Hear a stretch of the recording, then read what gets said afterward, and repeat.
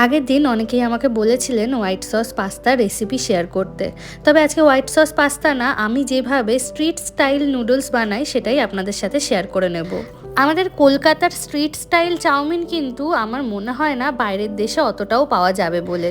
জার্মানিতে তো একদমই পেতাম না, জানি না ইউএসএতে পাওয়া যাবে কিনা। তবে আজকে ভাবলাম যে বাড়িতেই বানিয়ে নিই। এইভাবে একদিন চাউমিন বানিয়ে দেখবেন, আশা করি আপনাদেরও এই টেস্টটা ভালো লাগবে।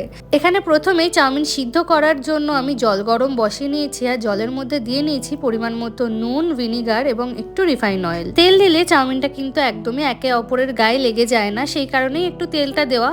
জার্মানিতে থাকতে নেটোতে আমরা খুব ভালো একটা চাউমিন পেতাম, যেটা একদম কিন্তু আমাদের কলকাতার চাউমিনের মতো সরু হতো। তবে এখানে জানি না কোথায় ওই চাউমিনটা পাওয়া যায়। আগের দিন আমি এইচইবি থেকে এই ধরনের নুডলসটা নিয়ে এসেছিলাম।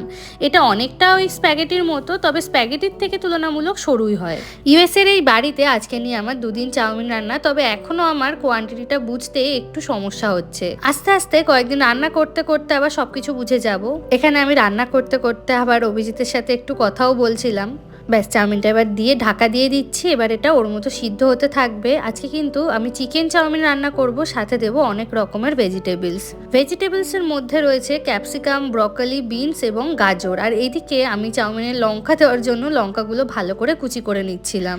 আজকের চাউমিনটা যেহেতু স্ট্রিট স্টাইল, সেই জন্য একটু ঝাল ঝাল করেই বানাবো। দেখুন অনেকগুলো কিন্তু লঙ্কা কুচিয়ে নিয়েছি। এবার প্যানে তেল গরম করে প্রথমেই আমি চিকেনগুলোকে ভালোভাবে ভেজে নেব। এই চিকেনগুলো কিন্তু আগের দিন কস্কো থেকে এনেছিলাম, আর এগুলো ফ্যাট ফ্রি চিকেন থাই ছিল, যার জন্য আমার সলিড পিসে কাটতে কিন্তু খুবই সুবিধা হয়েছে। আর এখানে চিকেন ভাজার জন্য আমি দিয়ে দিচ্ছি পরিমাণ মতো নুন, একটু গোলমরিচ গুঁড়ো আর একটু সয়া সস। তবে আজকে চিকেনটা ভাজার সময় আলাদা একটা ইনগ্রিডিয়েন্টস দেবো, যার জন্য এই চিকেন ভাজাটা খেতে কিন্তু আরও অনেক বেশি টেস্টি হবে।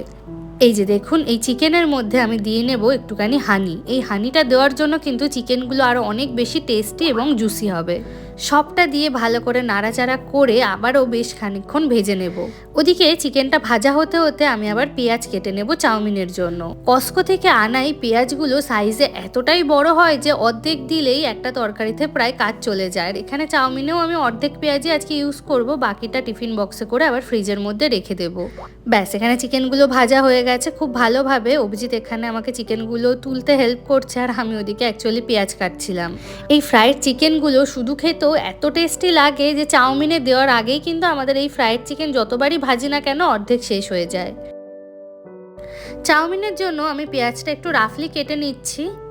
প্যানে আরও একটু সাদা তেল দিয়ে এবার আমি চাউমিনের জন্য বাকি ভাজাভুজিগুলো করে নেব।